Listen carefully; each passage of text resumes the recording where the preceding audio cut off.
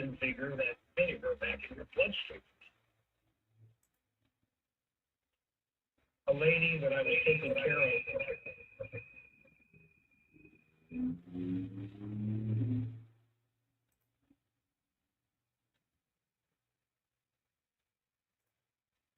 Good morning, everybody, and welcome to Global Affairs Unfiltered. I'm Jack Stockwell. I'll be here for an hour this morning, bringing you up to date on the immediacy of problems outside of your own city and county. And the reason I do this, very simply, is that you have another voice that helps you to stay in a mindset of preparation, and not just in a political, governmental sense, because we're coming up to a real crisis this midterm election, a very serious crisis that involves your activity, your attention now. I mean, you can bury your head in the sand, as some people do, and pretend that everything is just coming up roses and have a Pollyanna attitude that everything is just fine. My job is to help you in a political sense as well as a health sense. Understand that there are things that can be done to ward off something that could be consequential down the road, not the least of which is your health.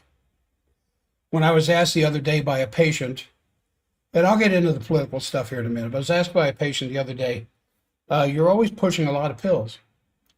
And my answer to that, of course, was it's not so much that I'm pushing pills, is that I'm pushing food, good foods, in a concentrated form.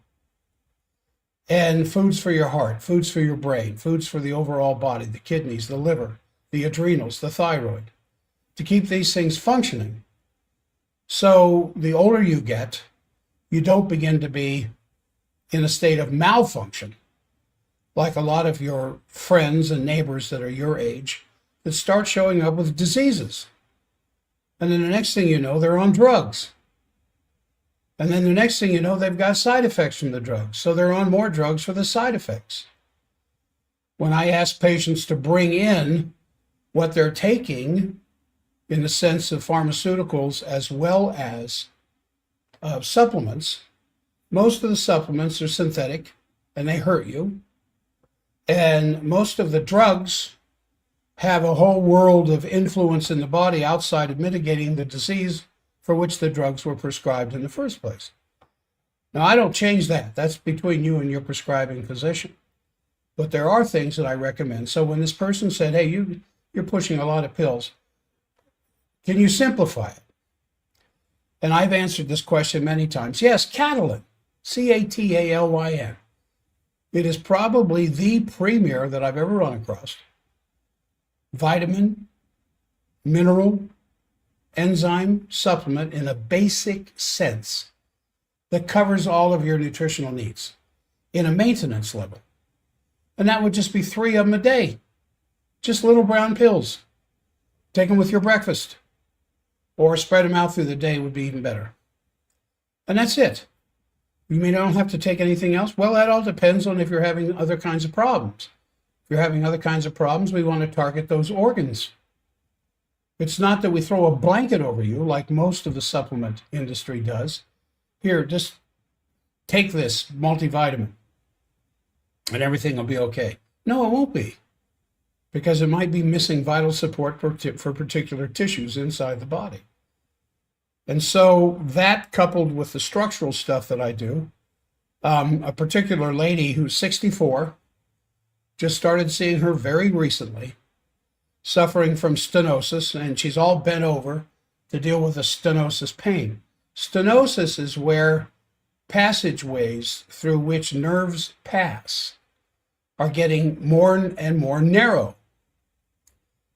Arthritic degeneration, injuries of some kind or another, whatever, it begins to put pressure on nerves. And the medical approach to that simply is to rotor out those holes, or cut out the lamina, or just some major surgery, to take the pressure off that nerve when that really isn't the problem. In 9 times out of 10 cases, that's not the problem. The problem is the misalignment of the spine that's causing muscle spasms in the area of that nerve that traps that nerve. Because I have countless cases of people bent over from stenosis pain who could stand up straight immediately after I got through working on them without the pain. Now, the stenosis didn't go away. It's still there, but that wasn't the problem. The problem was the trapping of that nerve, which ended by bringing the spine back into alignment.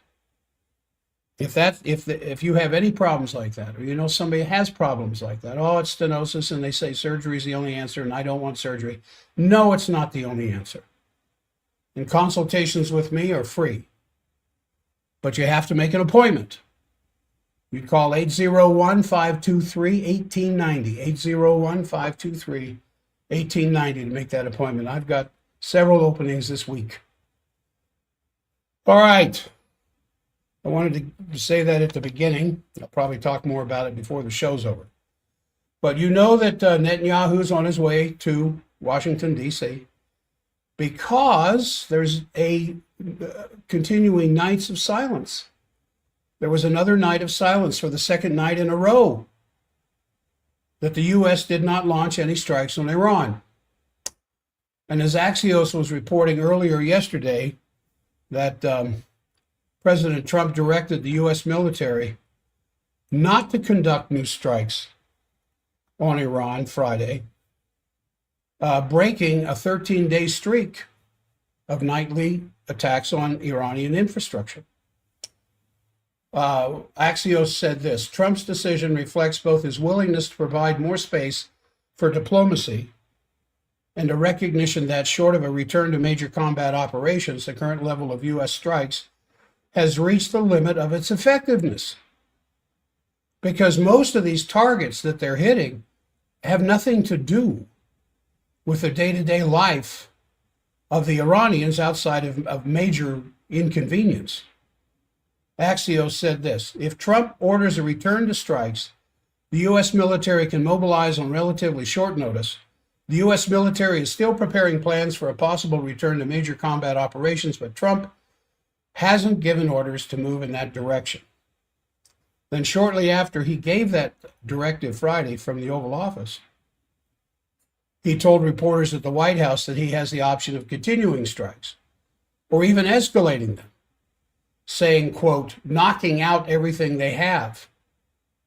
But for 13 nights in a row of hitting targets, that's not knocking out everything they have. He says that what they have to move to a smarter strategy. He said the smarter strategy, instead of knocking out everything they have, is to make a deal with Iran. And he said, we're talking to the Iranians right now, although the Iranians deny that. He said, I think we're getting more and more serious as the days go by. We're locked and loaded and ready to go, but we're talking to them. Well, despite these statements, factors, of course, that are out of his control might be more determinative because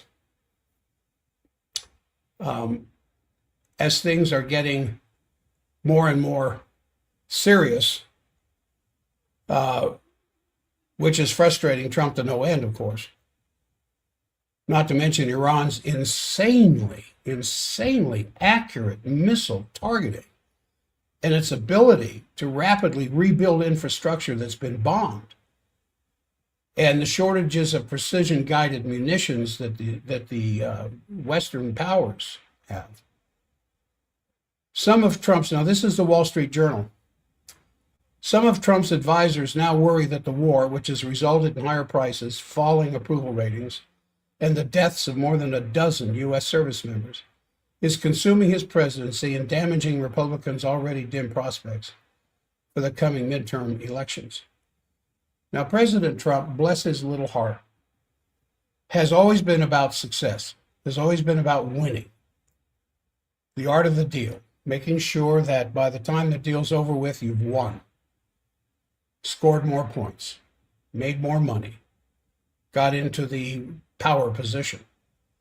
And so from that kind of thinking, sitting in charge of the largest army on the face of the military, I should say, on the face of the earth, it's very difficult for him to back down at this point, because backing down now would be taking all of the American military out of the Middle East, which would be to announce the defeat that's already happened.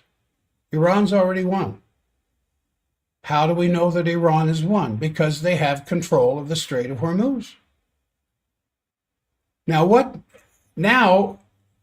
Netanyahu, because of 2 nights of silence, is on his way to Washington, if he's not already there, for the 11th, 12th, 13th time, whatever, since this broke out in February, to say one word to President Trump. No! Don't you dare stop. In fact, it's time to escalate. And now, thanks to your House of Representatives that's voted to turn your military over to me, we're just waiting for the Senate to do the same thing. And when it comes to your desk to sign it, don't you dare veto it. But what makes this U.S.-Israeli military merger arrangement in both the House and Senate versions of fiscal year 27 National Defense Authorization Act, what makes it unique is that this is the first time such an arrangement has ever been mandated by law.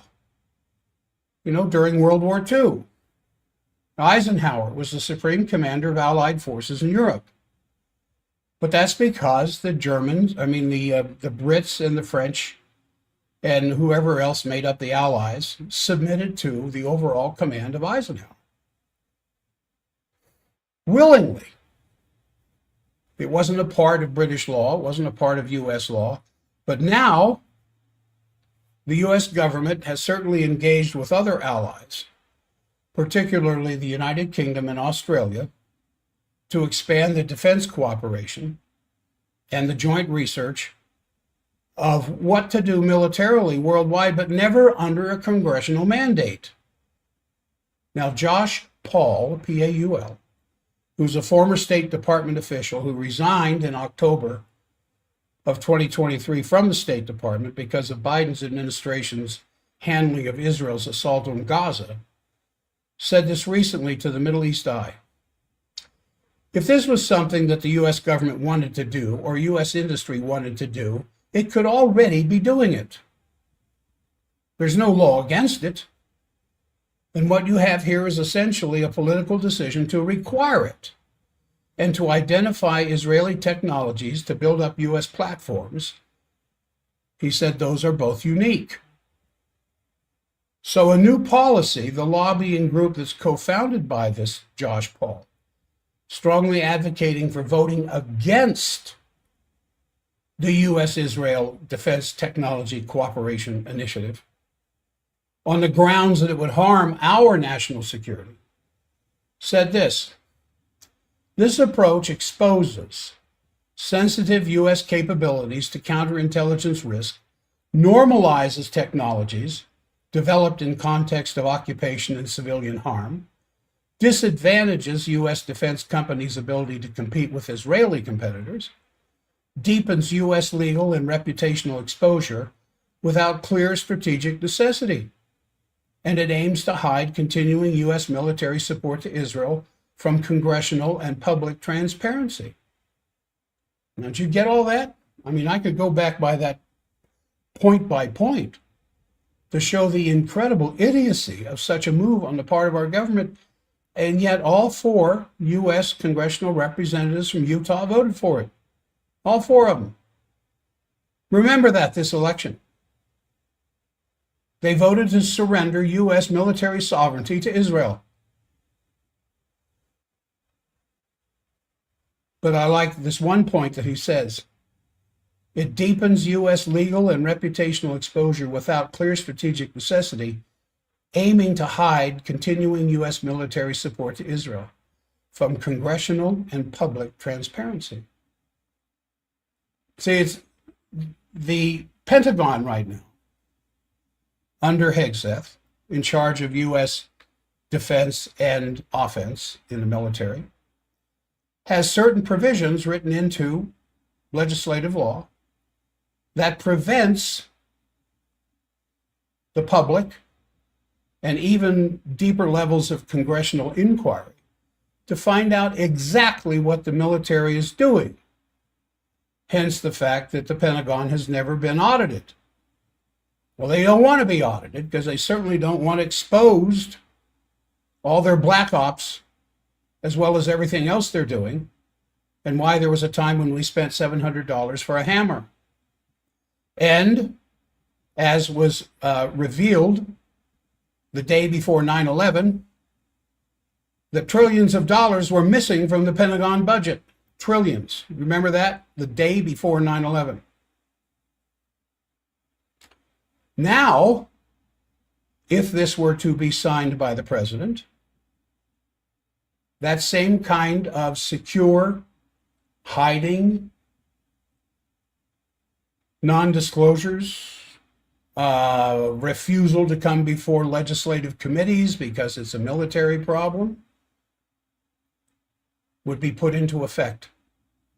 Ivan Ingraham, who's a retired U.S. Military Corps Special Operations Officer, told the Middle East Eye that Washington would also bear the weight of further war crimes. We're already complicit to war crimes. We're already complicit to the genocide that's going on in Gaza. We're already complicit to approximately 70,000 dead, innocent Palestinian civilians, not Hamas. And by way of saying that, do you wonder why Israeli television, Israeli military reports never show piles of dead Hamas soldiers? Wouldn't you think that would be a great propaganda move to make, or at least a good public relations move to make? This is how we're gaining against the Hamas. Look at these 200 dead Hamas soldiers. Why do they never show that? So Ingram, this retired U.S. Marine Corps Special Operations Officer, said, "We're aligned to each other. We're in a partnership," meaning the U.S. and Israeli military. "If the Israelis start doing or continuing with what they're doing in their own areas in the battle space, that means that we're not only complicit, we're absolutely tied in with it. The Israelis cannot operate without our support. I mean, literally, just allows them to have a much more deep-seated foothold within our infrastructure." Is that where you want the American military to go? Is this why the latest polls showing support or disapproval of President Trump now is 69% of the American public is against what's going on in Iran? 69%. I think more and more Americans are waking up all the time. Now, for a second night in a row, as I said, we haven't launched any attacks against Iran.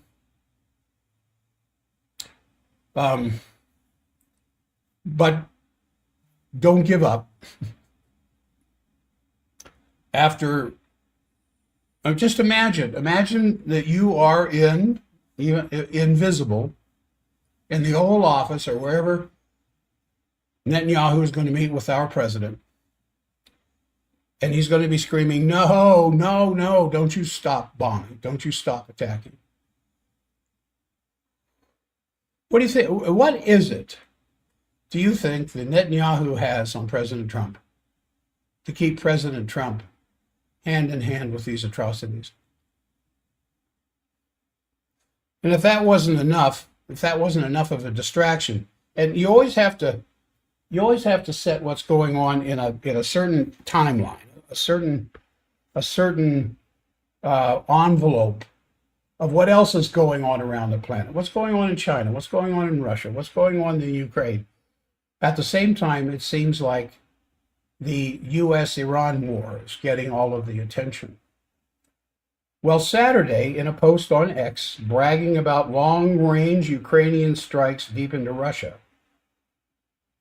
acting President Zelensky of Ukraine said this: "We have achieved very strong results with long-range strikes in the Caspian Sea, including vessels used in military cargo shipments involving Iran, as well as a warship." That's from Reuters, reporting that Ukrainian drones attacked two cargo vessels in the Caspian Sea, Port Olia 2 and Begay, the two ships, believed to be involved in military cargo shipments between Russia and Iran. Now, did you get that?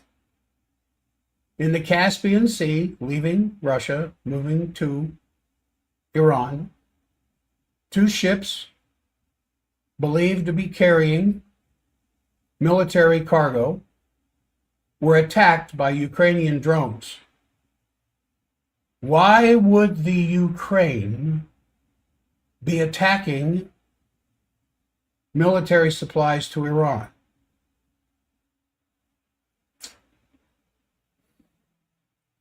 Well, the attack resulted in an explosion aboard the ship, killing one crew member, Iranian, and injuring another. The Iranian Foreign Ministry said in a statement that Tehran characterized this action as a violation of Article 2, Paragraph 4 of the United Nations Charter and an act of aggression that risks escalating and widening the scope of the ongoing conflict. You think?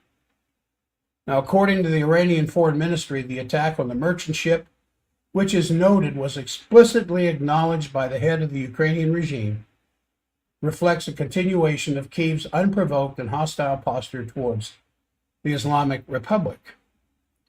So, in reply to the Ukrainian attack, the Middle East Spectator posted on Telegram this: "A gentle reminder to Mr. Zelensky." Now listen.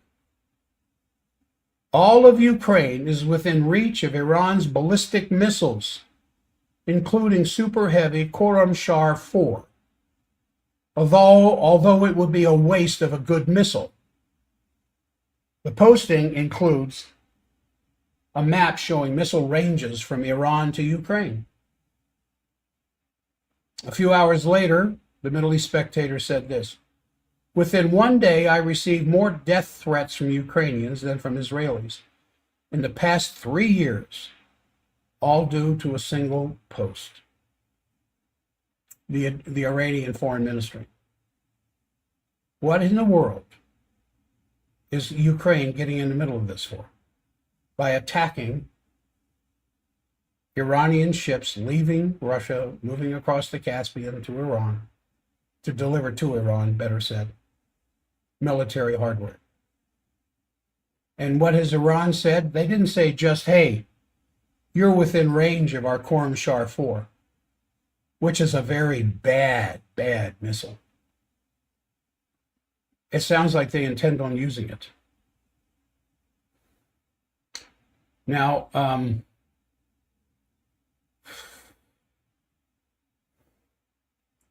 the assault on free speech, has been going on for some time by our government. In the UK and in Germany, you could be thrown in jail for 5 years if you criticize Israel. And if you don't like something the IDF is doing in their genocide in Gaza or their growing genocide in southern Lebanon against the Lebanese people, or their growing genocide in the West province area there of the Western West Bank, where the Israelis are running Palestinians out of their property. Remember, the West Bank is not Israeli territory, although they're trying to make it their territory.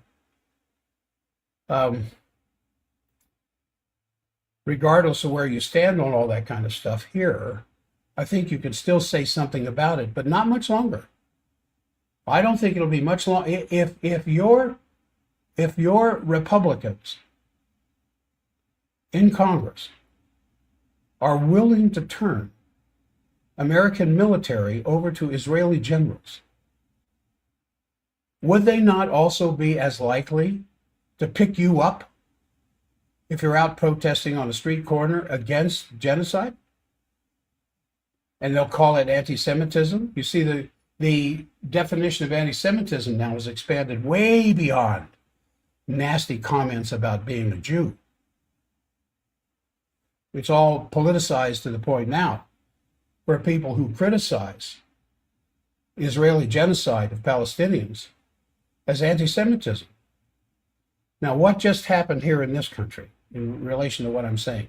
Stephen Prager, who's a journalist for Common Dreams,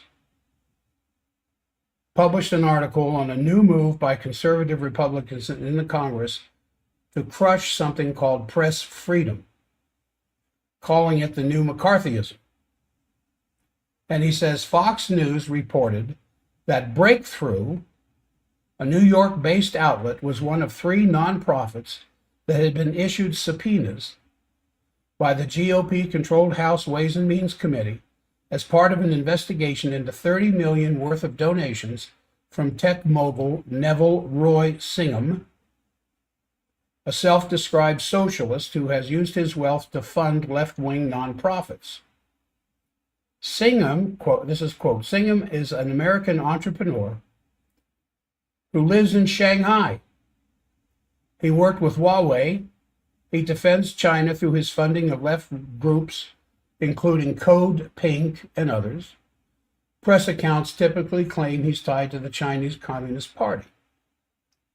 The other 2 groups subpoenaed by the committee, which is led by Representative Jason Smith, Republican from Missouri, are the People's Forum, a New York-based activist hub, and Tricontinental Institute for Social Research.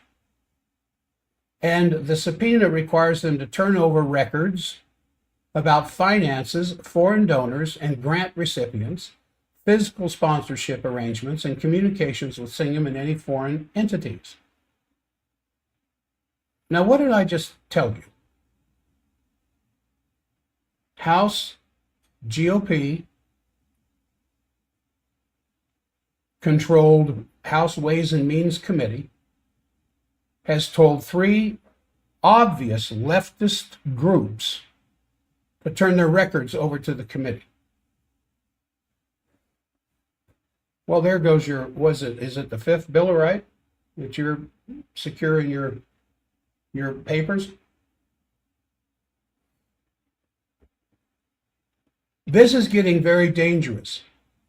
I am not necessarily in support of these leftist groups. There's a lot of right-wing groups I'm not in support of. But I'm definitely not in support of a U.S. legislative committee telling a particular U.S.-based company, bring us all your records. Do you know where that will lead? That'll eventually lead to them wanting your records. Now, Prager, who's talking about this in his article in Common Dreams, quotes Chip Gibbons, policy director of the free speech advocacy group Defending Rights and Dissent, told Common Dreams that the subpoena was a deeply chilling assault on the First Amendment. Such tactics are quite literally a throwback to the House Un-American Activities Committee, which today is mostly viewed as a disgrace. And I say mostly because just 3 days ago, Rubio's State Department released a report preposterously attacking the U.S. left, including some of these groups, as Cuban fronts. Now, what they didn't say was that that Trump's mentor, Roy Cohn, who became chief counsel for the Senate Permanent Subcommittee on Investigations in 1953, was the key strategist for McCarthy's political witch hunts. And while McCarthy was able to identify a lot of communist organizations inside not just the country, but the government, A lot of innocent people were hurt too. And that's what happens when you end up with that kind of unchecked legislative power. Now, again, I do not support the work of these three leftist outfits, but I don't support the federal government busting through the wall that protects us, called the Bill of Rights. And that these organizations have every right to say and write what they want to, as embodied in the First Amendment, and to protect their papers later in the Bill of Rights, unless they're actively breaking a law. Then that's different. And as I said, now in the UK and Germany, if you stand up on a soapbox and criticize Israel, you're an anti-Semite and can be picked up and thrown in jail. And there are people in the United Kingdom now who suffer that fate who still have not been charged with a crime. Now,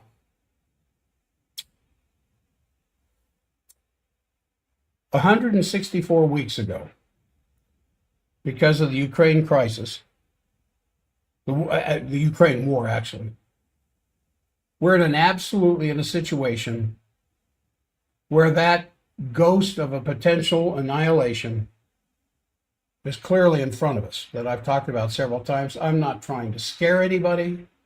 I'm not trying to promote fear and hate any more than the U.S. Parks Department, the U.S. government that had anything to do with these wildfires in the sense of trying to address them, control them, contain them, to put them out, was guilty of fear and hate of telling citizens of Monticello to evacuate. That was not fear and hate. It was warning them that fire is coming. And all I'm doing is telling you, unless there are some great changes in the political dynamic in Washington right now, I think fire is coming. Now, I think it's extremely important, and we can disagree. I don't care that people disagree with me. I like the fact that people listen to the show on a regular basis who disagree with me, because they send me emails to disagree with me, and that's fine. I have no problem with that. But we can disagree on issues, on side issues, on tertiary issues. But we have to really concentrate on the need that if we don't get rid of this danger of the potential annihilation of humanity, then everything else we're doing in vain. And there is right now an acute danger that these two regional wars, the Ukraine war and the Iran war, could escalate in the short term to such a scenario as I'm describing.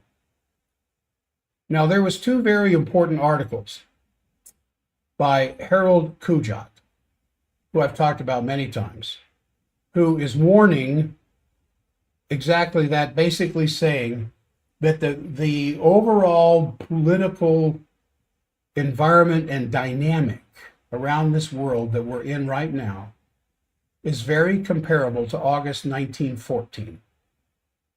And you remember the guns of August and the 1st of September, when by then it was too late. World War I was not to be stopped at that point. And we are now at the end of July, and I think it's not an exaggeration that this is the time frame I'm talking about. Now, for those of you who may not have heard me talk about Harold Kujat in the past, he's the former General Inspector of the German Army and the former chairman of the Military Committee of NATO, which is the highest command in NATO. And he was a 4-star Air Force general. So he has huge experience and judgment. And if somebody like that is warning that we are inching towards World War III, he says it's incomprehensible to him how the different political leaderships of the world could have forgotten so much in terms of history, how they have completely forgotten the lessons of how much horror these world wars have inflicted on humanity. And I think still there are people who lived through World War II and have either experienced this or have gotten it from their grandparents and their parents. Now, I'm not trying to spread fear and hate. I'm trying to bring some of you to an understanding of the immediacy of the moment. And there are things that we need to do in preparation for an interruption in electrical power. They hinted that this morning on the news because of the heat. They said we're trying not to have blackouts. Well, we have heat like this every summer. But they're warning now of possible blackouts if everybody suddenly turned their air conditioners on at the same time. Everybody's air conditioners are on anyway. I think my air conditioner hasn't been off. I adjust the temperature from time. I turn it down a little bit at night, but during the day, it's as high as I think my pet cat can stand. But that's nothing compared to other warnings that we have. Now, Germany and many parts of Europe in World War II were completely flattened into rubble fields. And what we're looking at today is much, much, much worse. Because the future war, as General Kujat said, if it would to occur, would not be a conventional war. There's not going to be a D-Day. There's not going to be the landing of troops, although the current Department of War in Washington is talking about doing that in the Persian Gulf and then occupying a certain portion of Iran and then moving there towards Natanz and then physically collecting the radioactive material to prevent Iran from having a nuclear weapon. In answer to that, I would say you're a little late. If you don't think Iran has nuclear weapons now, I don't think you're living in reality. Now that they know they can't trust anything the West says, now that they know that diplomacy is not going to be the answer to this issue over who controls the Strait of Hormuz, it's all going to be decided on the battleground. And right now, Iran has the upper hand.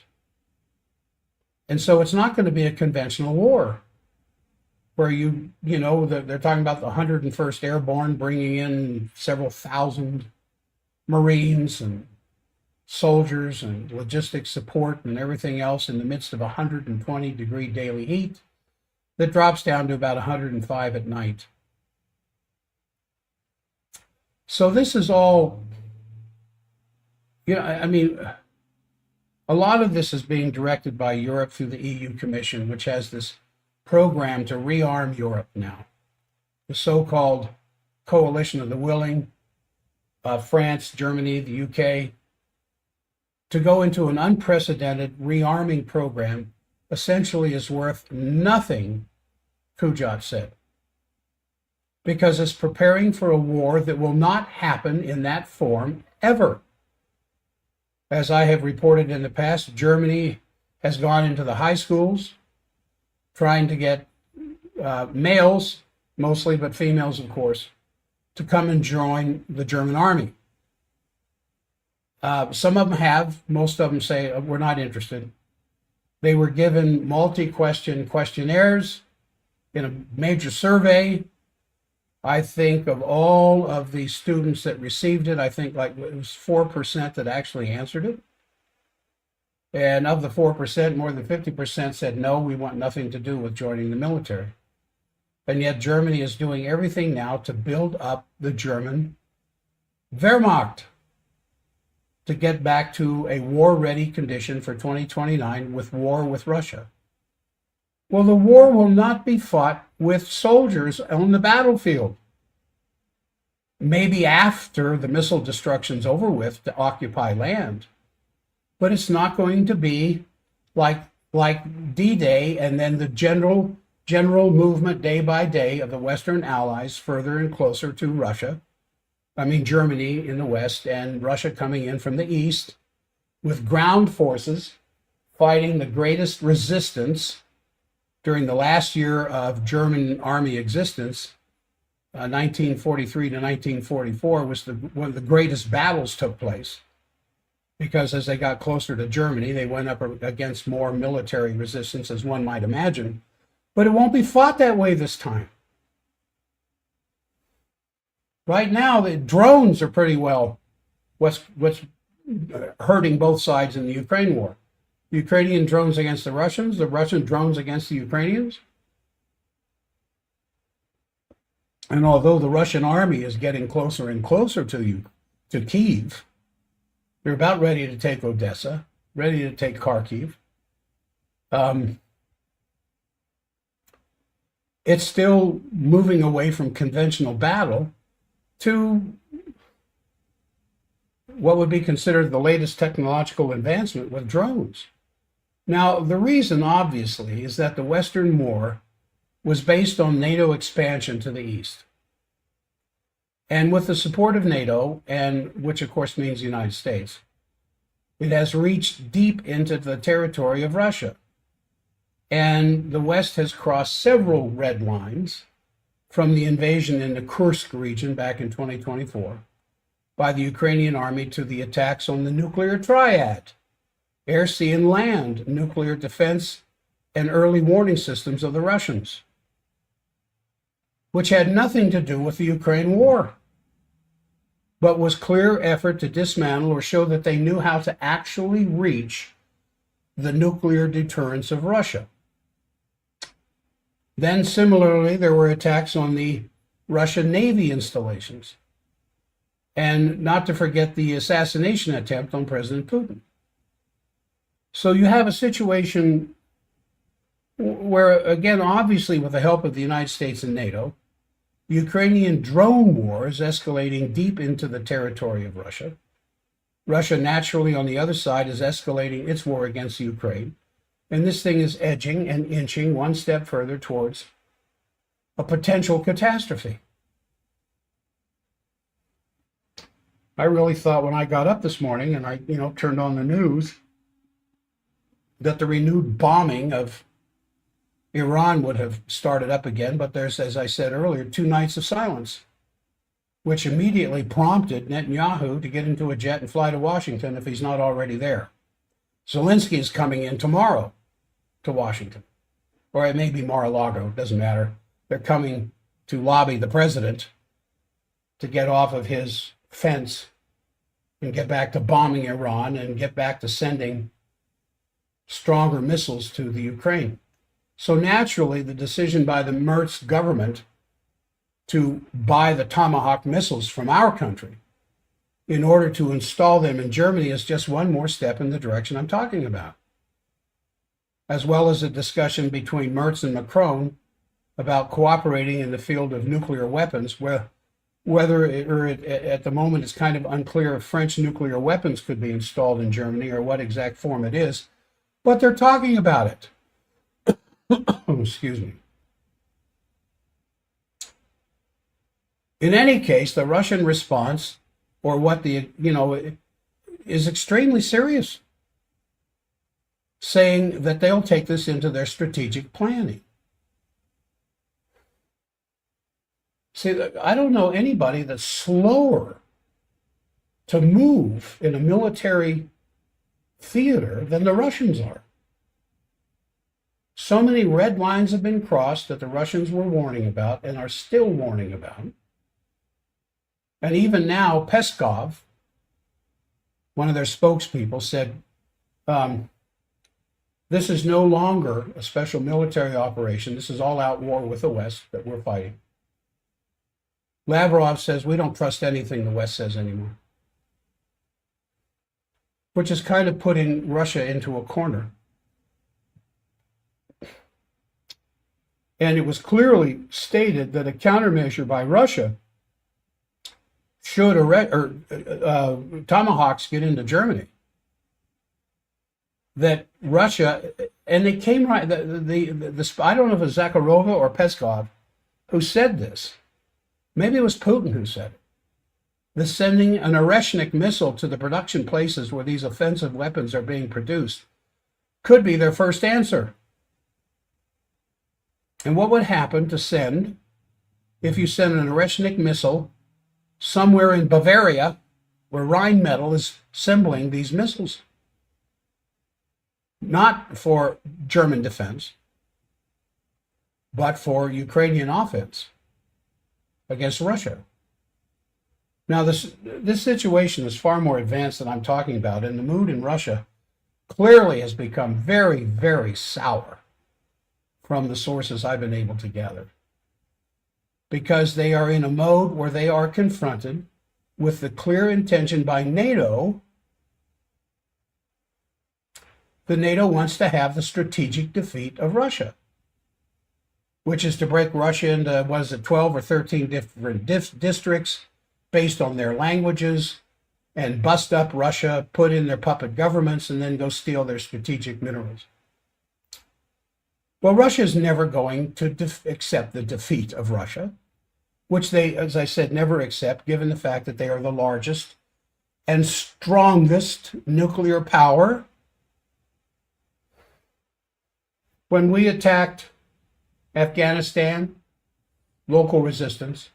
When we attacked Libya, local resistance. When we attacked Iraq, local resistance. When we attacked Syria, local resistance. Why haven't we attacked North Korea? Well, you know damn well why we haven't. They have nuclear missiles that can reach Western United States. Now, if that would not be dangerous enough to continue poking a nuclear bear, this unprovoked war of aggression against Iran, as I started the program out, is also escalating after the memorandum of understanding, which would have been a way to settle this conflict, was broken by our country, actually without any legitimate reason. The war is now escalating, even though we've had 2 days of silence. I hope we end up with 2 months of silence, but I'm not sure that's going to happen. But there were 12 nights in a row of very brutal strikes against military installations, mainly along the Strait of Hormuz, on Iranian territory, but also on civilian targets. Bridges were taken out, desalination facilities. These are war crimes. And now Iran has answered that with quite, ferocious bombardment, essentially, of U.S. military installations in the Gulf Cooperation Council, the GCC countries, and in Jordan. And Trump has basically said he's going to escalate this war with even stronger measures. You know how he talks. And potentially try to take out what is the U.S. suspicion to be the nuclear facilities in Iran. But given the fact that these nuclear facilities are in the deep mountains of more than 100 meters deep, deeper than a football field, in very hard granite, naturally no bunker-busting bomb is going to get there. So what hangs in the air is the potential use of a tactical nuke, which, if it could happen at all hell would break loose, because you remember Ted Postel, one of our last living experts on nuclear war, said as soon as the first one is fired, they'll all be fired. Not people, missiles.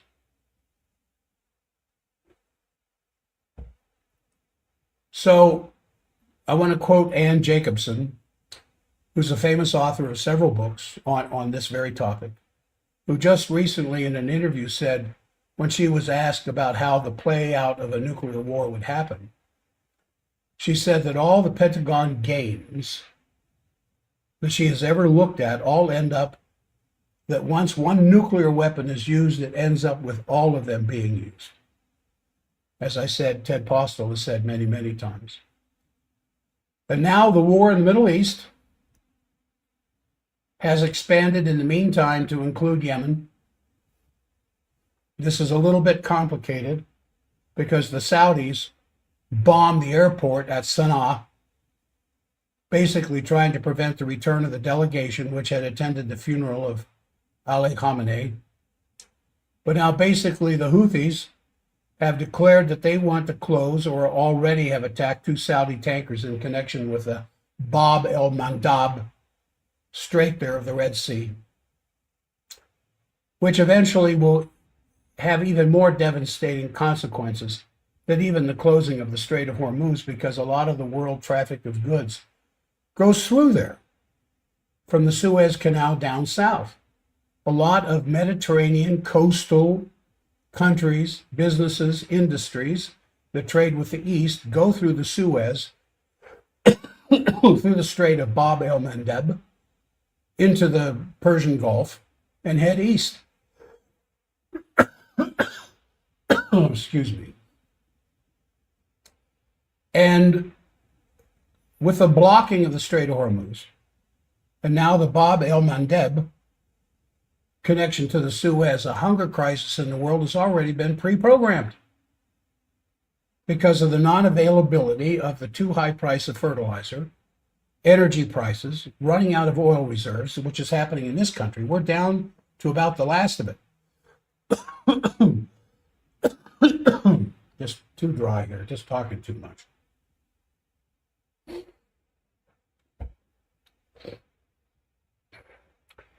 So what does this mean for us? Well, higher gas prices.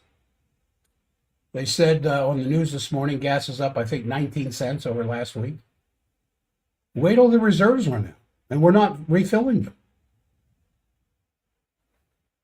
It's going to have terrible consequences for the poorest people on this planet, who are simply going to die of hunger. And if this isn't stopped soon, we are in immediate danger, not only of an escalation of these two war scenarios, but the world could plunge into a depression worse than that of the 1930s, which a lot of experts are talking about now. So what can you do about this? I suggest you have some food and some water and ways of staying warm. The old LDS church advice of months of food and water and clothing that some people pay attention to, but most people don't, because the grocery store shelves are still full of overly priced foods because of these wars. But you might want to think about that. You might want to have some food storage. And again, I'm going to come back to Catalin, one of our #1 selling products. You can get it at forbiddendoctor.com, CATALYN, at least 3 a day. And don't forget your kids. They need it as well. There's a chewable form. It's got a little drop of cherry juice in it to sweeten it.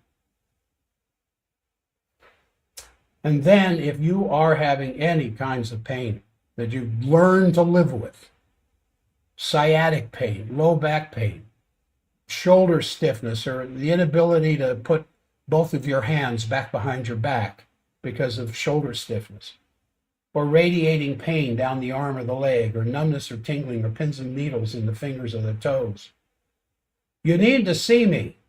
I'm serious about this. I'm not going to say time is running out. I'm just saying now's the day of preparation.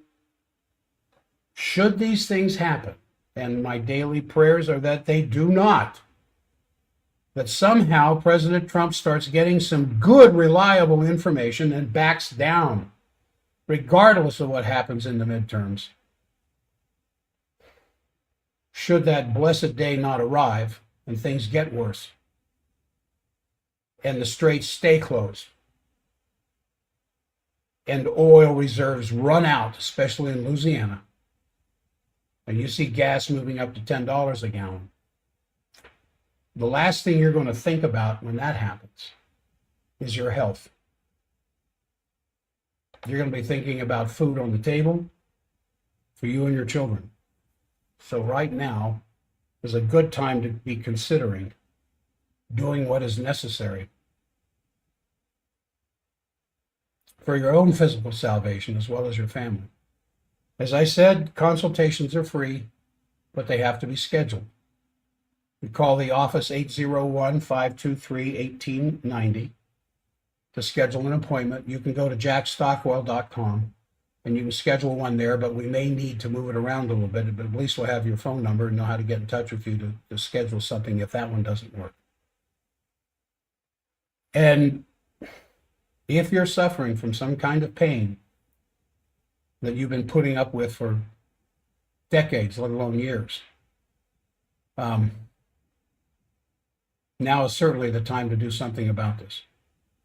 Now, it's not all bad news, because President Trump could tell Netanyahu, I'm done. We're losing American blood, which, according to some experts, is far worse than is being reported. And the casualty list is in the hundreds, if not thousands. Because when you send these missiles, when Iran sends these missiles into these American bases along the Persian Gulf, you know, it's not like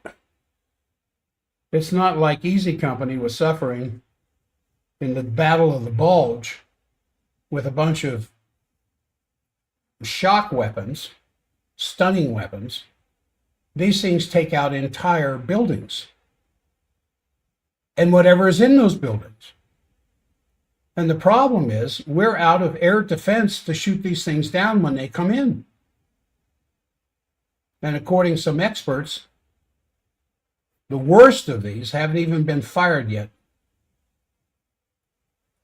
So my prayers are that President Trump finally gets some decent advice, who tells him it's time, Mr. President, to get out of there. Because if you force the Iranian hand any further, what you have seen so far in the devastation of all of these American bases is just the beginning. They have weapons they haven't unleashed yet. And they have thousands and thousands of these drones buried all over the deserts and the mountainsides, especially of Western Iran,